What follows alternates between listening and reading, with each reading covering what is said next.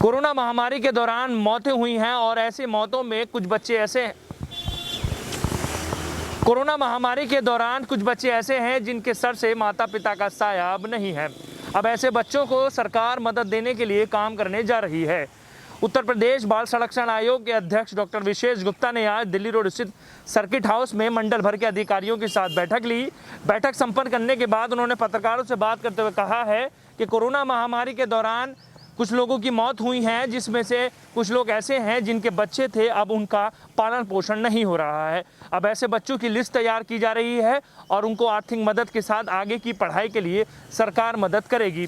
उद्देश्य यही है कि जिन बच्चों के ऊपर से माता पिता का साया नहीं है, अब उनका साया बनने के लिए उत्तर प्रदेश सरकार काम करेगी। उत्तर प्रदेश में कोरोना महामारी के दौरान हुई मौतों के बाद कुछ बच्चे ऐसे हैं कि अब उनका पालन पोषण करने वाला कोई नहीं है। ऐसे बच्चों को सहारा देने के लिए उत्तर प्रदेश सरकार ने कदम आगे बढ़ाया है और ये घोषणा की है कि महामारी के दौरान हुई मौतों के बाद बेसहारा हुए बच्चों को मदद करने के लिए सरकार ने एक योजना शुरू कर दी। उत्तर प्रदेश बाल संरक्षण आयोग के अध्यक्ष डॉक्टर विशेष गुप्ता ने यह जानकारी देते हुए बताया कि पूरे प्रदेश में ऐसे बच्चों की लिस्ट तैयार की जा रही है जिनके सर से माता पिता का साया उठ चुका है। देखा गया कि पूरे प्रदेश में कई ऐसे जिले हैं जहां पर कोरोना वायरस से माता पिता की मौत हो गई और बच्चे बेसहारा हो चुके हैं। ऐसे में सरकार ने यह फैसला किया कि यतीम हुए बच्चों की पढ़ाई के खर्च के साथ सभी जरूरतों को पूरा करने के लिए सरकार काम करेगी। सोमवार को मुरादाबाद के दिल्ली रोड स्थित सर्किट हाउस में उत्तर प्रदेश बाल संरक्षण आयोग के अध्यक्ष डॉक्टर विशेष गुप्ता ने मंडल स्तरीय बैठक में सभी को संबोधित करते हुए कहा कि सरकार का यह प्रयास है कि बेसहारा बच्चों को सहारा देने के लिए काम किया जाए। कई जिलों ने ऐसी लिस्ट तैयार कर ली है जो बच्चे बेसहारा हुए हैं। सभी लोग ऐसे बच्चों को चिन्हित करें जिससे सरकारी लाभ उन तक पहुंचाया जा सके। उत्तर प्रदेश बाल संरक्षण आयोग के अध्यक्ष डॉक्टर विशेष कुमार गुप्ता ने आज सर्किट हाउस में मंडल भर के प्रशासनिक अफसरों के साथ बाल कल्याण समितियों के साथ बैठक की। बैठक को संबोधित करते हुए बाल संरक्षण आयोग के अध्यक्ष डॉक्टर विशेष गुप्ता ने कहा कि कोरोना काल में जिन बच्चों के माता पिता की जान चली गई है, उन बच्चों को सरकार द्वारा चलाई जा रही योजनाओं के तहत लाभ पहुंचाया जाए। बता दें कि वहीं प्रशासनिक अफसरों ने भी ऐसे बच्चों का चिन्हीकरण शुरू कर दिया है जिनके माता पिता की कोरोना काल में जान चली गई है। ऐसे बच्चों की सूची प्रशासन द्वारा तैयार की जा रही है और बच्चों को सरकारी मदद पहुँचाने में प्रशासन जुट चुका है। उत्तर प्रदेश बाल अधिकार संरक्षण आयोग की ओर से मुख्यमंत्री बाल सेवा योजना जो अनाथ बच्चों के लिए लाई गई है, उस योजना की धरातल स्तर पर क्या स्थिति है उसकी समीक्षा के लिए मैं आज यहाँ मुरादाबाद आया था। उस योजना को लेकर आप सबको बताना चाहता हूँ कि कोविड काल में जो भी बच्चे अनाथ हुए हैं, निराश्रित हुए हैं या एकल परिवार वाले हैं, उन परिवार वालों के लिए मुख्यमंत्री जी ने उनकी सबकी चिंता की है और वो मुख्यमंत्री बाल सेवा योजना के नाम से अभी 2 जून के योजना लॉन्च की गई। उस योजना की स्पष्ट स्थिति ये है कि उस योजना के अंतर्गत 0 से 10 वर्ष तक के बच्चे जो अनाथ हो गए हैं या एकल परिवार वाले हैं, उनको 4,000 रुपये मासिक देने की बात है और जो एकल परिवार वाले हैं उन बच्चों के लीगल गार्जियन को भी वो पैसा दिया जाएगा। और ऐसी बच्चियां जो अवयस्क हैं, जो पढ़ना चाहती हैं या पढ़ रही हैं, उन बच्चियों को हम कस्तूरबा गांधी विद्यालय और जो हमारे पूरे उत्तर प्रदेश में 18 अटल आवासीय विद्यालय बन रहे हैं, उनमें उन बच्चों को रखा जाएगा। तीसरी बात यह है कि हमारी जो बेटियां वयस्क हो गई हैं, उनके विवाह के लिए मुख्यमंत्री जी ने 1,01,000 रुपये की राशि आरक्षित की है, उसके विवाह के समय जो दी जाएगी।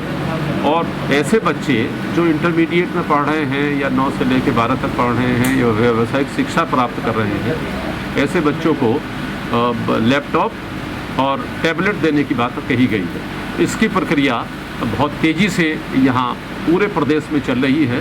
तो आज चूँकि यहाँ अमरोहा है, रामपुर है, बिजनौर है, संभल है, मुरादाबाद है, 5 जिलों की प्रशासनिक अधिकारियों के साथ में, जिला प्रोबेशन अधिकारियों के साथ में, बाल कल्याण समिति और डिस्ट्रिक्ट चाइल्ड प्रोटेक्शन कमेटी के साथ में टास्क फोर्स सदस्यों के साथ बैठक की गई है। वहाँ से ये जानकारी आई है कि ऐसे बच्चे जिनको 4,000 रुपये मिलने हैं या जिन बच्चों की पढ़ाई की व्यवस्था होनी है, उन बच्चों के लगभग 50% काम पूरा कर लिया गया है।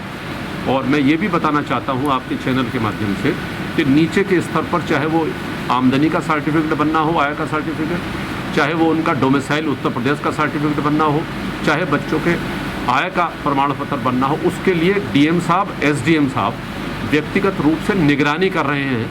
किसी स्तर पर भी कोई परेशानी किसी माँ बाप को नहीं आ रही है। कई बार ये सवाल उठता है कि भाई तमाम ऐसे बच्चों को कितनी जल्दी ये राशि दी जाएगी। तो बहुत जल्दी ही 15 दिन का समय दिया था, लेकिन 15 दिन में 50% काम हो चुका है।